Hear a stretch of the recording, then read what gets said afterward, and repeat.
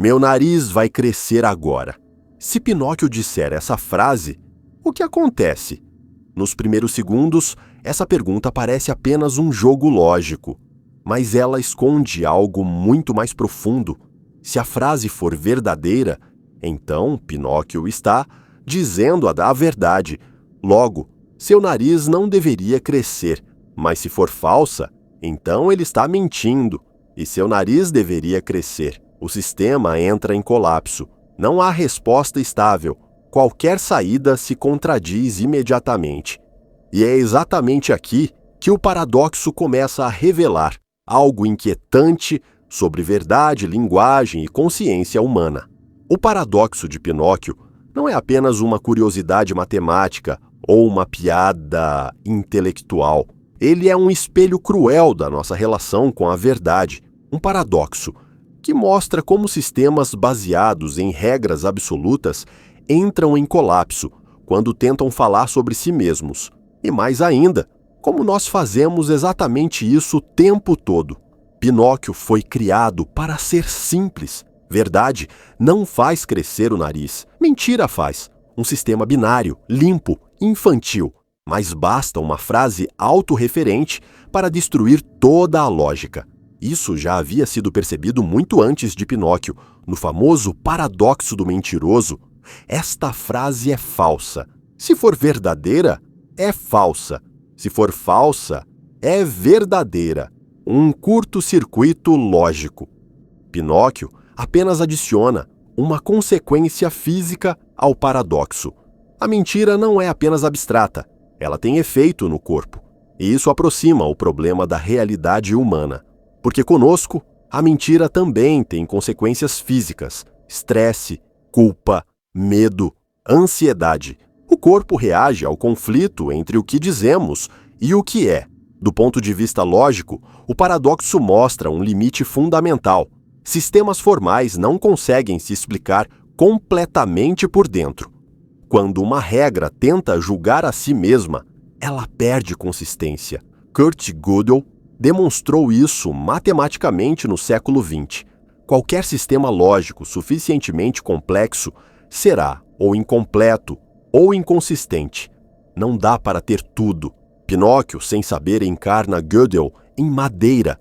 Mas o impacto real do paradoxo não está na lógica, está na psicologia. Nós vivemos presos a narrativas internas sobre quem somos. Contamos histórias para nós mesmos o tempo todo. E sou uma boa pessoa, estou no controle, sei o que estou fazendo. E o problema começa quando essas histórias entram em conflito com a realidade. O que acontece quando alguém diz: "Eu sou totalmente honesto comigo mesmo"? E se essa frase for falsa? E se for verdadeira? A mente humana odeia contradições, mas vive cercada por elas. O paradoxo de Pinóquio revela que a verdade absoluta é instável quando aplicada a sistemas conscientes, porque consciência envolve reflexão, e reflexão envolve olhar para si mesmo. É aí que as regras simples quebram. Na vida real, raramente mentimos de forma clara. A maioria das mentiras é ambígua, inconsciente, racionalizada. Dizemos algo que acreditamos ser verdade porque é confortável. Criamos versões de nós mesmos que fazem sentido emocional, mesmo que não façam sentido lógico. Somos Pinóquio sem nariz visível. A neurociência mostra que o cérebro não busca a verdade objetiva. Ele busca coerência interna. Se uma crença falsa mantém o sistema emocional estável, o cérebro a preserva. Questioná-la gera desconforto, e o desconforto é evitado. Por isso, muitas pessoas defendem mentiras pessoais com mais força do que fatos externos. O paradoxo aparece quando essas mentiras internas entram em conflito direto com a realidade. Aí surge a ansiedade, a depressão, o sentimento difuso de falsidade. Algo não encaixa, mas o sistema não sabe como corrigir, sem colapsar a identidade. Pinóquio é punido imediatamente pela mentira. Nós não.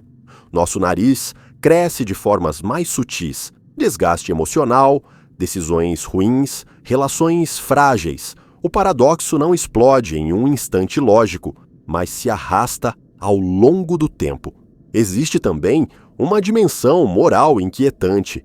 Se a verdade pode ser paradoxal, então a exigência de honestidade absoluta pode ser, em si, impossível. Não porque somos maus, mas porque somos sistemas autorreferentes imperfeitos. Exigir coerência total de um ser humano é exigir o impossível.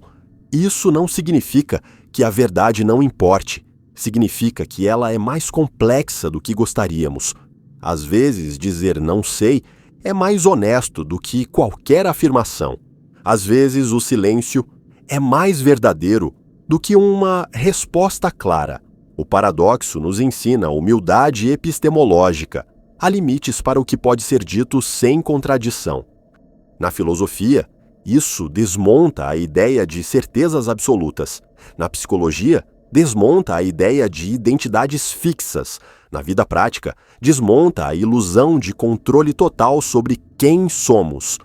O paradoxo de Pinóquio nos força a encarar uma verdade desconfortável. A busca obsessiva por coerência perfeita pode ser tão destrutiva quanto a mentira, porque sistemas vivos são contraditórios por natureza.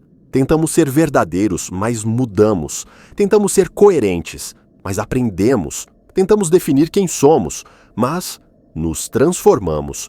Talvez a maturidade não esteja em eliminar contradições, mas em reconhecê-las, em saber que algumas perguntas não têm resposta estável, que alguns sistemas quebram quando pressionados demais, que a verdade às vezes não cresce reta, ela se curva. No fim, Pinóquio queria ser humano.